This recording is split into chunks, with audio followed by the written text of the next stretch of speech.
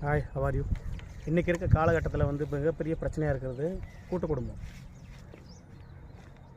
கூட்டு குடும்பம்ன்றது வந்து ஒரு பெரிய விஷயந்தான். ஆனால் இன்றைக்கி வந்து அதை யாருமே வந்து மதிக்கிறதும் கிடையாது. ஏன்டா, பழைய காலத்தில் கூட்டு குடும்பம் இருக்க போய் தான் வந்து அவங்க வந்து வாழ்க்கையிலையும் ஜெயித்தாங்க, அவங்க தொழிலையும் ஜெயித்தாங்க, எல்லோரும் ஒன்றுக்குள்ள ஒன்று சப்போர்ட் பண்ணி நல்லா வாழ்ந்தாங்க. ஆனால் இன்றைக்கி இருக்க கான்செப்ட் யாருக்கும் இல்லை.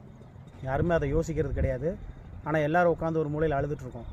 ஐயோ, எனக்கு இது ஃபெயில் ஆயிடுச்சு, என்னால் இதை வந்து சாதிக்க முடியல, அதை செய்ய முடியல, எனக்கு அப்படி இல்லைன்னு.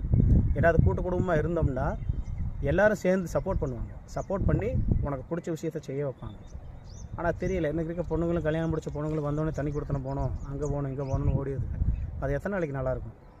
அங்கே போய் நீங்கள் 2 பேரும் அதை அடிச்சு முதல்ல கட்டணும். அதை ஒரு பக்கத்தில் கூட இருந்தாங்கன்னா உங்களை சண்டை வர விடாமல் அவங்களாவது பார்த்துக்கிடுவாங்க. ஆனால் அது இன்றைக்கி யாருக்குமே தெரிய மாட்டுது. அதை புரிஞ்சுக்குங்க. நீ வர்ற பொண்ணுங்க, புதுசாக கல்யாணம் முடிச்சு போகிற பொண்ணுங்க குடும்பத்தை பிரிக்கணும்னு நினைக்காதீங்க. மேக்ஸிமம் நல்லா ஒன்றா வாழணும்னு நினைங்க.